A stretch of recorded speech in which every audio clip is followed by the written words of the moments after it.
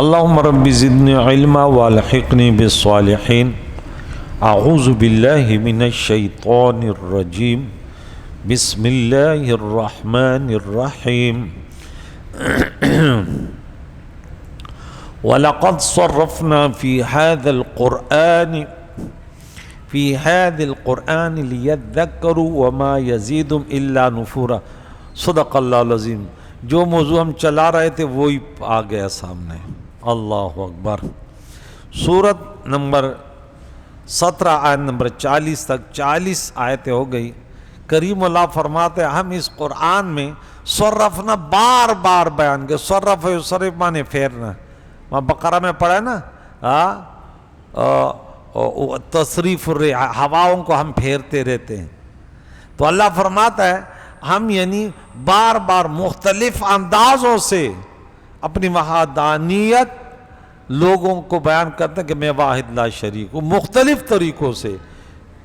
کبھی جو ہے جنہوں نے اللہ کے ساتھ شرک کیا ان کے حالات بیان کرتے جو برباد ہو گئے، کبھی جنہوں نے دنیا کو چاہا جو صبح کے درس میں ہمارا چل رہا تھا سورہ قلم میں، ان کے حالات بیان کرتے کہ وہ کیسے برباد ہو گیا، کبھی بڑے بڑے ظالموں کے حالات بیان کرتے ہیں، کبھی بڑی پیار سے آیت بیان کرتے کہ میں بڑا غفور رحیم ہوں، مختلف انداز سے کہ کوئی بات تو تیرے دل میں اتر جائے گی۔ تو انسان بڑا تیز ہے نا، یہ جو مقصد کی بات ہوتی ہے نا تو وہ لے لیتا ہے۔ اب مولوی تقریر کرے بولے مجھے سمجھ نہیں آ رہی، لیکن اس کی مقصد کی بات ہوگی۔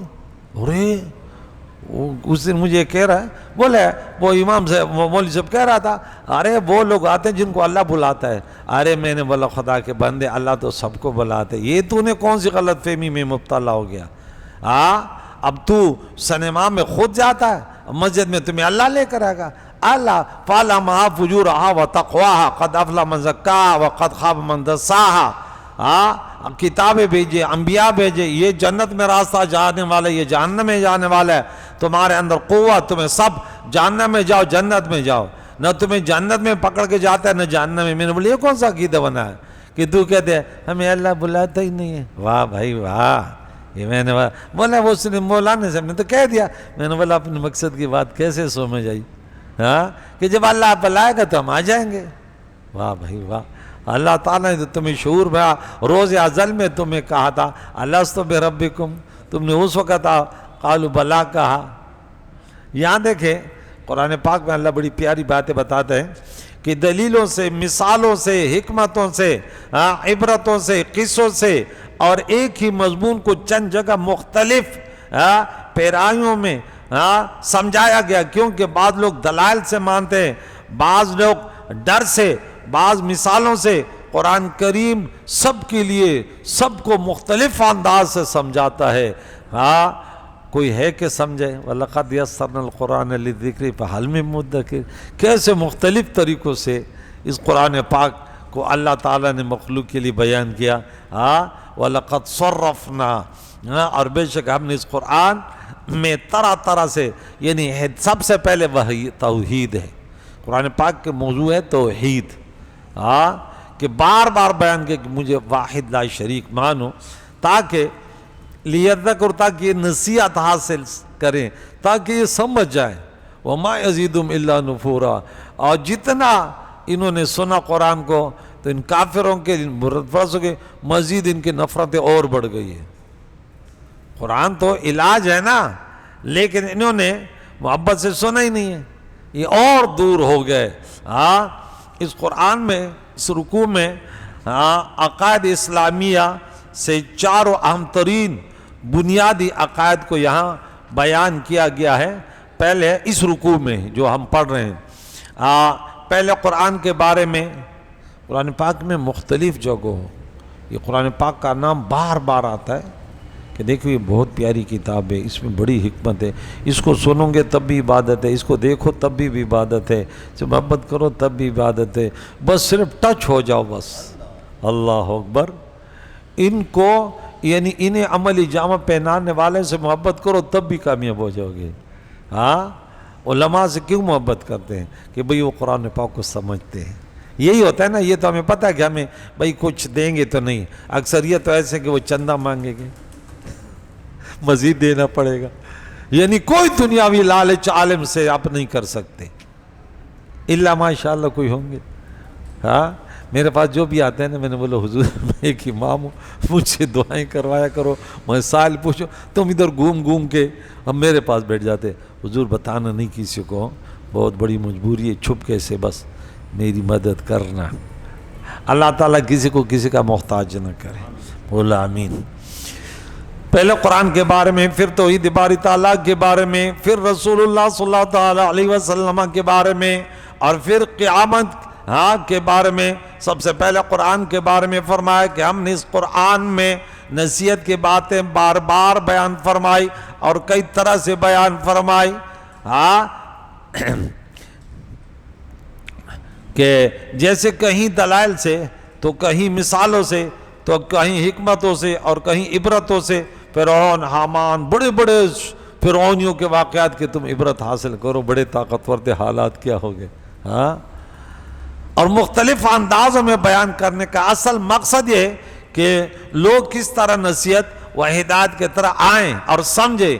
یہاں قرآن پاک نے علم نفسیات کے ایک اہم اصول کو بیان فرمایا کہ آپ کسی شخص کے پاس کہ کس انداز سے آپ کا بچہ ہے، تو اس مختلف طریقوں سے یہ بچہ، اس کی تعریف کرو، یہ بڑا خوش ہو کے کام کرتا ہے، یہ بچہ اس کے اوپر ایک چماڑ لگاؤ، یہ صحیح ہوتا ہے. بعض لوگ کہتے ہیں نا ہماری اردو میں، یہ لاتوں کے بوتے باتوں سے نہیں ہے، تو وہ کہتے ہیں یہ اس انداز سے سمجھتا ہے کہ اس کے اوپر وہ کرو ورنہ یہ نہیں ہے. تو کچھ ایسے وہ پیار سے سمجھ جاتے ہیں. تو یہاں کہتے ہیں علم نفسیات کے ایک اصول کو بیان فرما دیا کہ لوگوں سے ان کی ذہنی صلاحیتوں کے مطابق کلام کیا جائے، کیونکہ بعض لوگ دلائل سے مانتے ہیں اور بعض لوگ ڈر سے اور کچھ مثالوں سے. یوں ہی بعض اوقات ایک آدمی کی حالت ہی مختلف ہوتی رہتی ہے، کبھی اس طرف کبھی اس طرف. تو اس لیے قرآن مختلف پہروں سے، لیکن ہم لوگ نہیں سمجھے. ہم کہتے ہیں استاد جی قرآن کیوں سناتے، بس کسی کہانی سنا دیا کریں، کسی کہانیوں کی.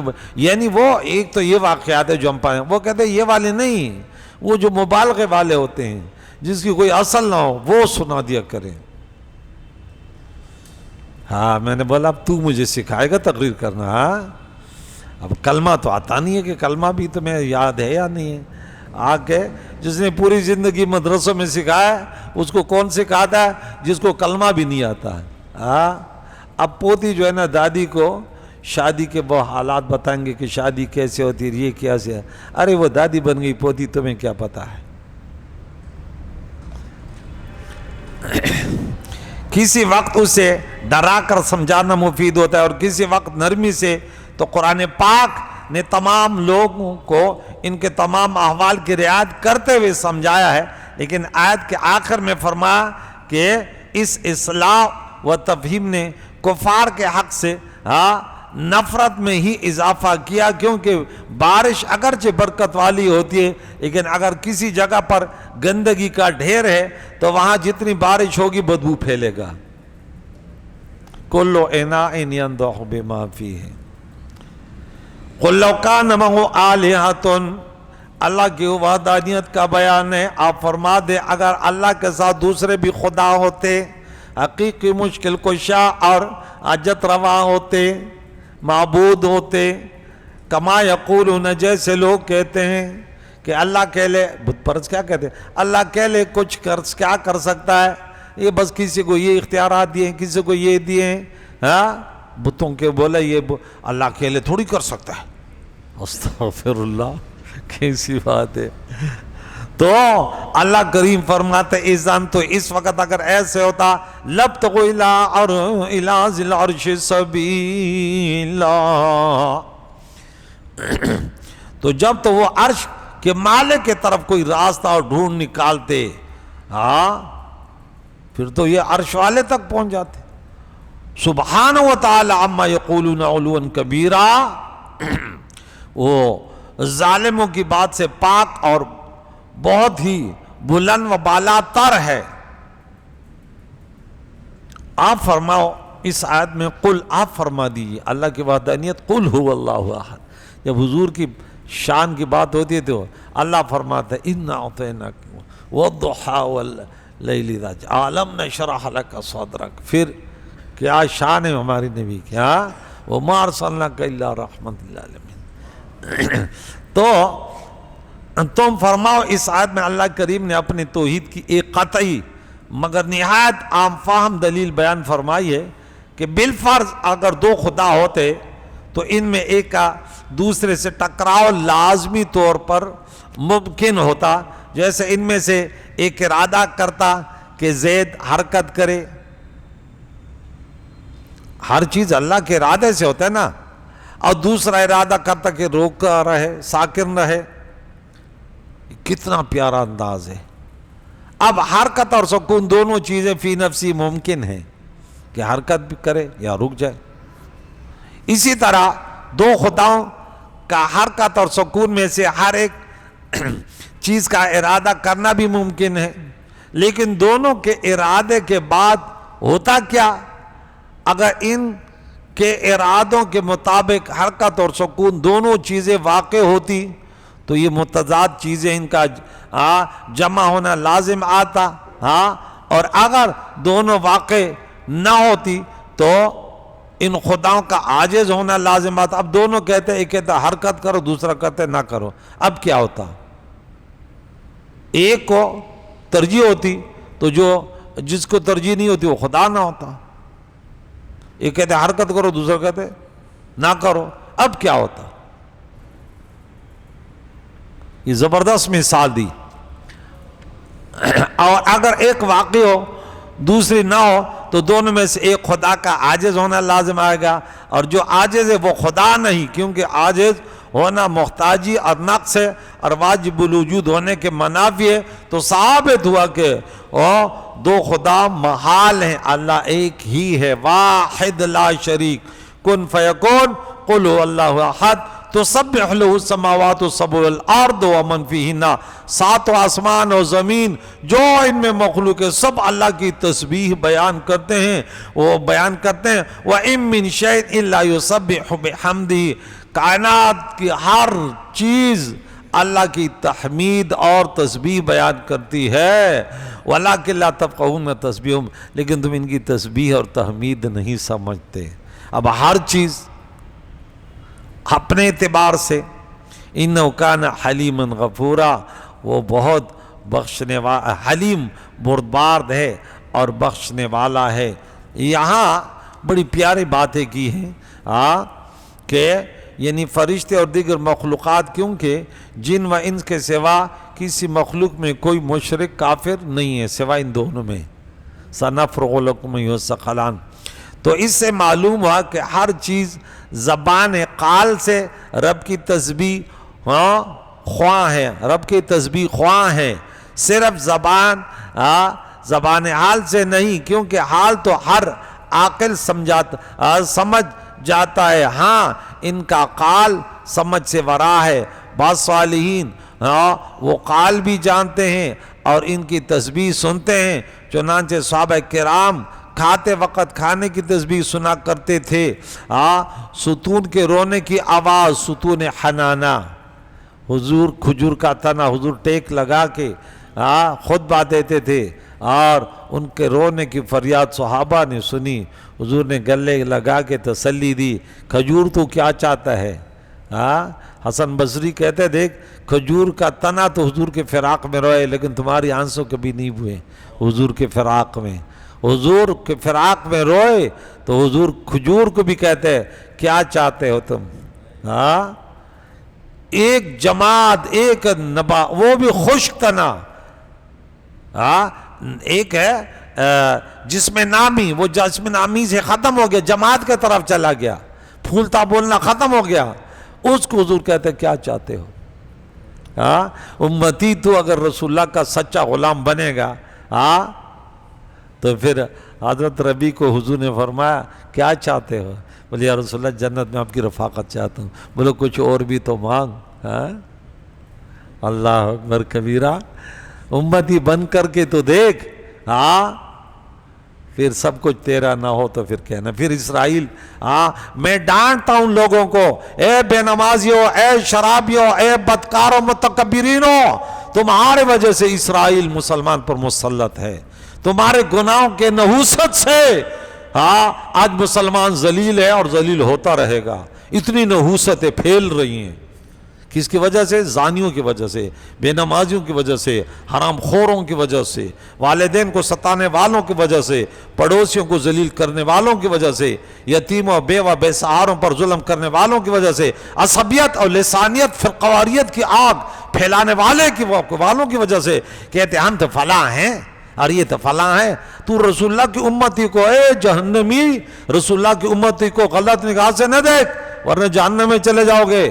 نبی کا کلمہ پڑھنے والا کوئی بھی ہو، اس بولے میرے سر کا تاج ہے. تم گر گیا کہ مجنون لیلا کے محلے کے کتے کو بوسہ دے کر گلے لگاتا ہے، بولے لیلا سے نسبت ہے، اور تمہیں رسول اللہ کی امتی سے اتنا پیار نہیں ہے. کہتے یہ تو فلاں قبیلے کا ہے. انا للہ. یہ پڑھے لکھے لوگ.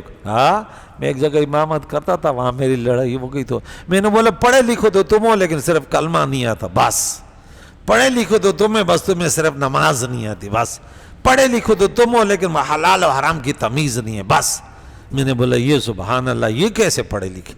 یہ پڑھے لکھے لوگ ہیں جو فرقواریت اور عصبیت پر ادھر نہیں دیکھتے کہ یہود ہمارے دشمن ہیں، اسرائیل ہے، ہندو ہیں، تم آپس میں لگے ہوئے.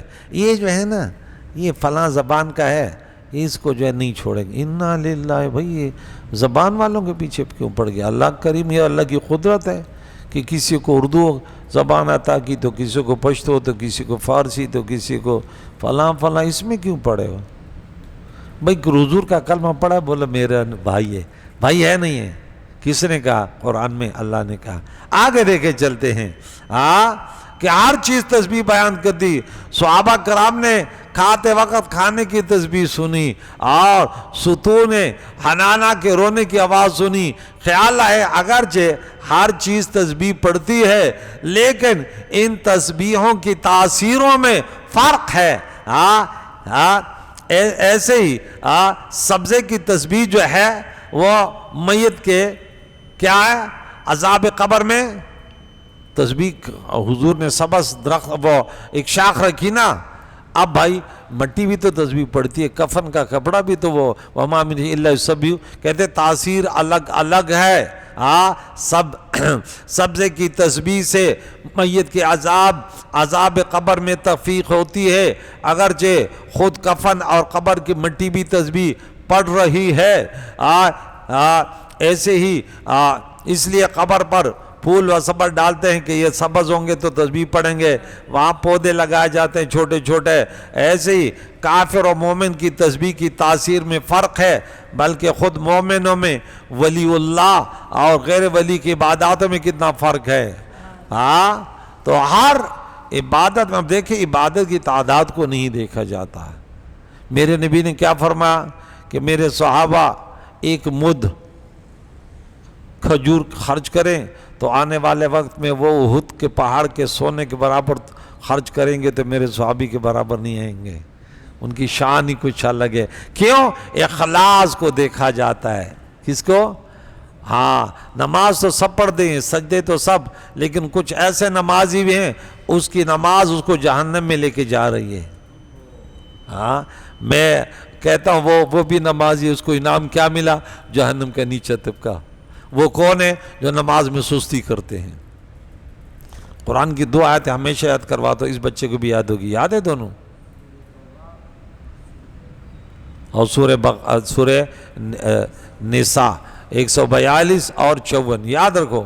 وہاں پہ اللہ کریم فرماتا ہے کہ منافق نماز میں سستی کرتے ہیں. یا پہلے پارے میں پڑھا وَإِنَّا لَكَبِيرٌ إِلَّا عَلَى الْخَاشِعِينَ. نماز جو ہے اللہ والوں کے لیے بڑی آسان ہے. ان کی تو آنکھوں کی ٹھنڈک ہے، ان کے لیے تو دل کی سرور ہے، انہیں تو ان میں نماز پڑھنے میں مزہ آتا ہے. میرے نبی نے فرمایا میری آنکھوں کی ٹھنڈک نماز ہے. اور منافق کے لیے اتنے بھاری ہے جیسے وہ پہاڑ اٹھا رہا ہے. کہتے ہیں اور پھر صبح کی نماز اس کے لیے اور بھاری ہو جاتی ہے. لیکن جو اللہ والے ہیں وہ اگر سو بھی رہے تو شیطان آ کے اٹھا لیتے، بولے اگر قضا ہوگی تو میرا بیڑا غرق ہو جائے گا. امیر معاویہ سو رہے تھے، شیطان نے کو اٹھا لیا. اب بولا کون ہے تو؟ بولا کیوں اٹھایا؟ بولا نماز قضا ہو رہی ہے. بولا تو کون ہے؟ بولا میں شیطان. بولا نماز کے لیے شیطان اٹھا دا؟ بولے تیری ایک نماز قضا ہو گئی تو اتنے رویا، اتنا مجھے خطرہ ہے، ایک اور قضا ہو گئی تو پوری امت کی مغفرت ہو جائے گی آپ کی فریاد اور آپ کے رونے سے. تو گناہ ہو جانا انسان سے یہ غلط بات نہیں ہے، کوئی وہ نہیں ہے. گناہ کے بعد تمہارا اس کا وہ کیا ہے، ریئیکشن کیا ہے کہ اب کیا کرتے ہیں، کتنی فریاد کرتے ہو کہ مجھ سے آج اللہ کی بندگی تکبیر اولا رہ گیا. ہاں ہم کہتے ہیں دنیا نہ رہ جائے، باقی سب کچھ رہ جائے کوئی مسئلہ نہیں ہے. دنیا ہماری لیلا ہے، ہم اس کے مجنون ہیں، یاد رکھیں. دنیا ہماری لیلا ہے، ہم اس کے مجنون. ہم اڑتے بیٹھتے، ہمیں بڑا مجنون جو تھے نا، وہ جنگل میں بیٹھا تو وہ لیلا لیلا لیلا نہیں لکھا. کسی نے بولے یہ کیا کر رہے ہو؟ بولا لیلا کے نام میں اتنا تاثیر ہے، جب بولتا ہوں تو سکون آ جاتا ہے. ہاں کیونکہ دل میں تھی نا.